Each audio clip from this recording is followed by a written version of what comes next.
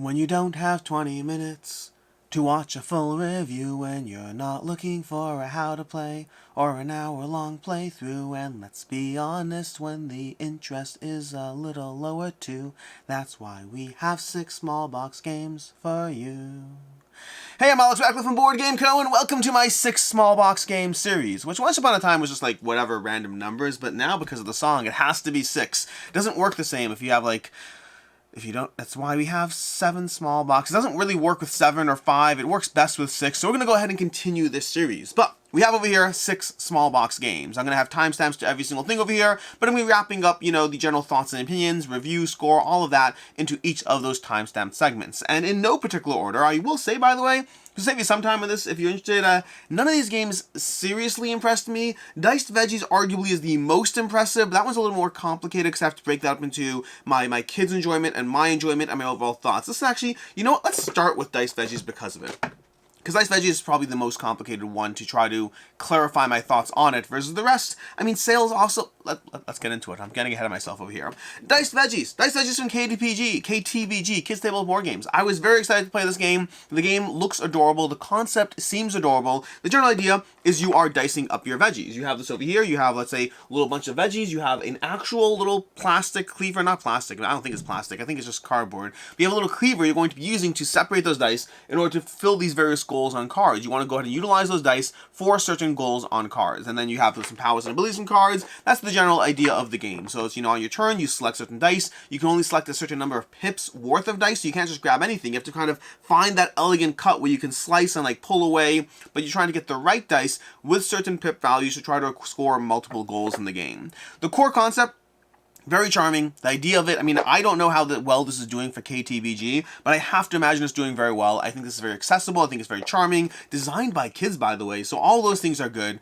For me, I found the gameplay less, fun than I wanted to. I love the concept. I wish it felt a bit more clever. Then again, the tricky part is who's the audience for the game. I will say I do think this is a great game to pick up if you're trying to get people, to play good games. I think the core concepts are present. I think the game is very charming, and it's short enough that it's not bothersome to me, even though it's not my, preferred game. For me, personally, on a personal level, I'm giving this a 3 out of 5. I do think it has more to it in terms of the general appeal and charm of it. I do recommend this fairly strongly. It has good game mechanics, and, well again, I recommend it fairly strongly for your kids. My kids love this. This is a great game, and I don't mind playing it because it's a short game. Even the 30 minutes in the box, honestly, I don't think it's that long. At least I've played it in shorter than that. So Diced Veggies, the most complicated, because again, gameplay-wise, I wish it were more rewarding for me. Some of KTBG games are really rewarding for this, but as far as the overall charm, still present. So a little bit of a tricky one to get my thoughts in on. And I guess I'll do the same for Sale over here. We'll do Sale next because Sale also has the slightly more honestly, Digsaw's also, whatever. Anyway, Sale over here. Sale is from Allplay. This is a trick-taking 2-player game, cooperative, that I should have by all accounts liked. And I don't. I don't like this one. But I really want to like this one, and I do believe it's working for others. So if you're intrigued by the 2-player cooperative trick-taking, I do recommend checking out other coverage on the game as well, because it might be for you, even though it's not for me. And for me, this one is, I guess, more frustrating than it was clever. Or I should rephrase that as... I don't know if I saw the patterns of complex, rewarding play in a way that I'd want. The general idea is you're trying to move a ship. And so you're trying to move a ship over here, and you're trying to keep the balance of the ship as far as what it's going to run into. So you have to think through what you want to play, because that will determine which way the ship drifts. Which way the ship drifts. I think I said the ship drifts. The ship drifts. But anyways, you're trying to determine which way the ship will move as it slowly moves towards destination. But then what you play on those cards also matters. So you're trying to, without directly talking to your teammate, you're trying to figure out which symbols you can play to trigger certain actions, to fire your cannons, to move a little further, things like that in the game. So it's a very interesting concept in theory. I just don't know, when playing through this one, I didn't feel that the strategy felt rewarding per se. I just didn't feel that way. I felt like I was constantly searching to get the right cards for the right thing, and then never really hit that moment where I was like, ooh, I'm feeling that cleverness of the play. So for me, I found this one to be a really cool concept, but in execution, it didn't really compel me. For me, I'm giving this a 2.5 out of 5. I just didn't enjoy this one, unfortunately. But again, I do encourage you to check out other content this one, because I know others are. And trick-taking is a fascinating genre because there's many trick-taking games that I love the nuance and complexities, and others are like, like, I don't get it there. So I think trick-taking very much does come down to the way a game executes and to whether you find those patterns or not. For me, it's a genre I did not like for a long, long time until I found those games that hit that genre. So if you are a fan of trick-taking games and the idea of two-player trick-taking cooperative games appeals to you, I do recommend you seek out other coverage. If you are looking for my opinion, it didn't work for me, unfortunately, a 2.5 out of 5. Let's go to Digsaw, now that I keep pointing out all the games that have complicated opinions attached to them.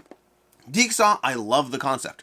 Hate the execution, love the concept. Digsaw is a roll and cut game. The general idea of the game is you are basically rolling dice and then using those dice to determine the color and number of line segments you're going to cut over here. So again, over here on this board, you're going to roll some dice and then you have to pick the number from one and the color from the other to go ahead and determine how far you're going to cut while you try to create these archaeological, dig sites on the board where as you try to get things, you're getting to these relics. The problem is if you cut off a section of multiple relics, you don't score for them. You're trying to isolate these relics first and then cut them. So the basic idea is you have these patterns. I might even show you the whole board because honestly I think it's relevant to this. So if you have these boards over here, and the game comes with the scissors you need, up to 6 players. So you're trying to isolate all these areas. This is actually level 5, the most complicated map with more things going on, but nonetheless, isolate the various segments, take advantage of the abilities, and try to score for the various relics in the game.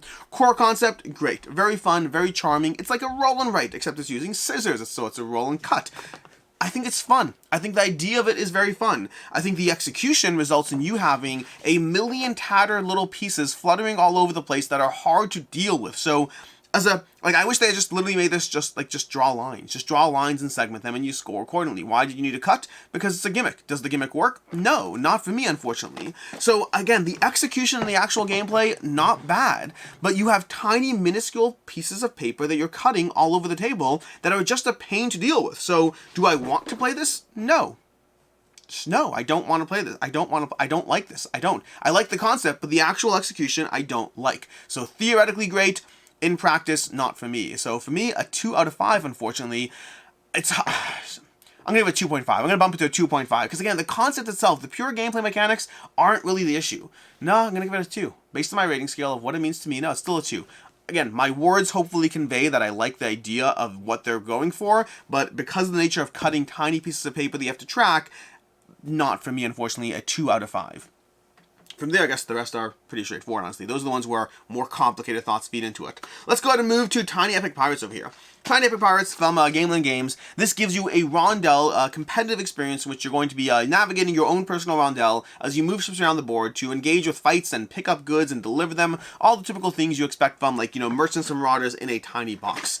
Merchants and Marauders, do you even know what that game is? This is one of those things where at a certain point you start dating yourself, because Merchants and Marauders is not a commonly available game, but if you've played it, then this is Merchants and Marauders in a tiny box. Although not nearly as fun, but also not nearly as long or as expensive, so there is that trade-off. But either way, Tiny Epic Pirates over here, you have your little board over here, you're going to create your boards from these cards, you're going to have your own personal rondel, which you can't see on the back here. You're going to be using that to determine, which actions you take as you move around the board, and there's a whole little system of trying to, basically move things around your crew, effectively trying to move them around to be able to give yourself little extra activations, but then you cycle back. I'm trying to explain the rondel. I'm not doing a good job of it. The rondel is a little bit more complicated than I ideally would like. The actual game is primarily a pick up and deliver experience with the occasional pirate fight going on. That's the core idea. There's an expansion that adds some more things as well. Ultimately, I think my overall thoughts on this one is, I think Tiny Epic Pirates is a fine game, but I think that the actual rondel mechanism versus the enjoyment of strategy I got out of the game was, I think, more complicated than I ideally want. So I think the game was going for a very fun, accessible, pick up and deliver small box game in a box. But first of all, keep in mind, in terms of bias and all that stuff, I don't like pick up and deliver in general. For me to like a pick up and deliver game, it has to be amazing. And there are some, but it's not a mechanic, it's not a genre that I enjoy quite as much. And this very much has that very present. And then rondels, which I do like the elegance and the intricacies of trying to navigate a good rondel, I thought their rondel was more confusing than it was rewarding. I understand how it works, but every time I teach this game to somebody, it's a pain. You have to really go through a few rounds and turns to kind of show them how, well, you go around here, you bump it off, and then these guys move over here, and then you can pull them back over there where they can now be... It's a little bit more confusing than... It's a lot more confusing than I'd like, but more importantly, I didn't get the strategic, When something is going to be hard to explain or rules heavy, I want it to be strategically satisfying to execute on, and I didn't feel that out of Tiny Epic Pirates. So ultimately, it was a more complicated rondel than I'd like, combined with a pick up and deliver game, which for me made it as an experience that was fine. I don't mind it. It's already on the table over here. It's going to be a 3 out of 5, which I guess Dice Veggies got that as well. It's a 3 out of 5. It's a totally fine experience, but not one I need to keep diving into, unfortunately. So that's Tiny Epic Pirates. Again, that's where we are on that one. Then we have over here, let's go to Sosig. Sosig, it's not, I keep saying sausage, it's sausage. This is just sausage. All this is sausage. The game's called Sausage. It looks different. It's from Joking Hazard, the people who did, I can't remember the name. They have Joking Hazard, the board game. They have Master Dater. They have a bunch of these small little like party games. And Sausage to me was uninspiring. There's nothing wrong with that. There's nothing inherently offensive about the game. In the game, you're trying to create sausages. You're going to be drafting various cards from a public pool of sausage heads and sausage bodies. Each of the 4 sausage types has a way that it operates as you try to pull them together. As you create certain patterns or whatnot, or you link together circles, you'll get extra bonus cards that can involve you burning someone else's sausage. So now you're negatively affecting your opponent's sausage as you go through the game. My kids love this game. Once we're talking about games my kids love, my kids have a lot of fun with this one. They really enjoy it. They ask me to play it. I hate playing it. There's nothing wrong with this game. It's just there's nothing great about it either.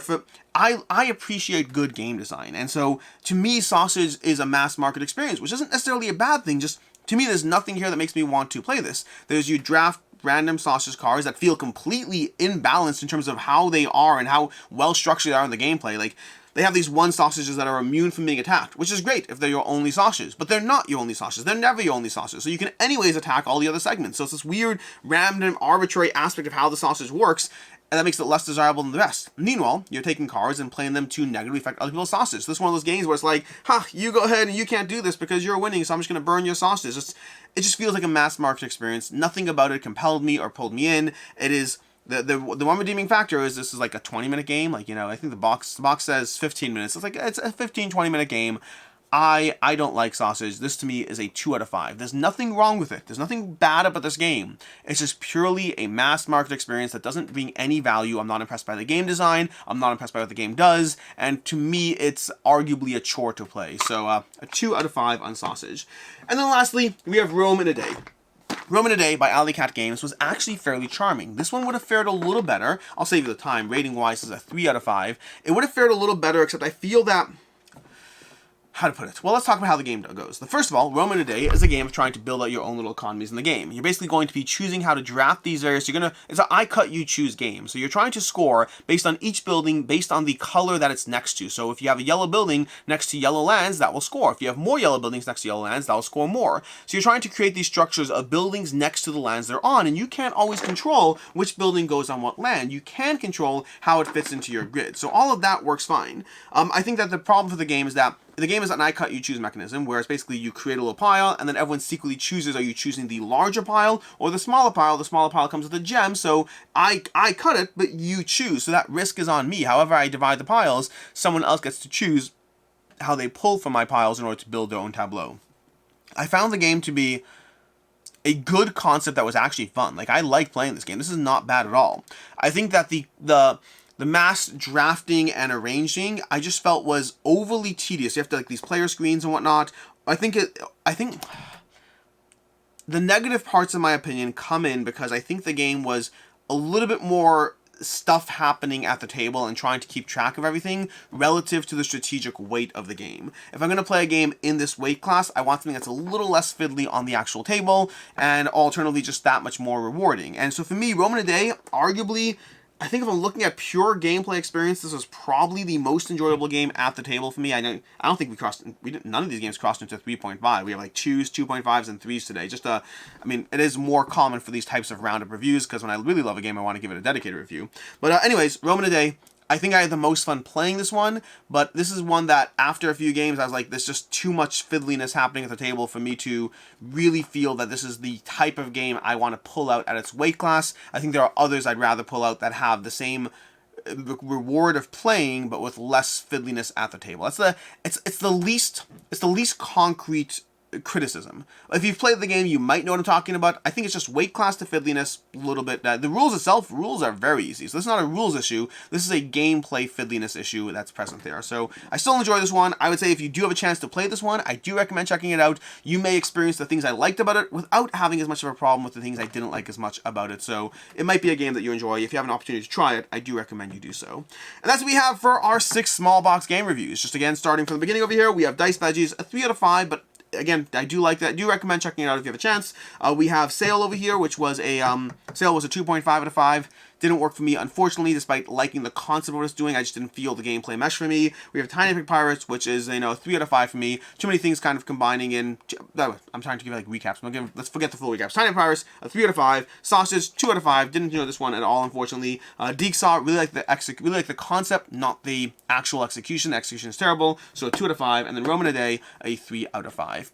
And that is your 6 small box game reviews. Until next time, I'm Alex Radcliffe from Board Game Co. Hope you found this video helpful, and as always, I hope you have a good one.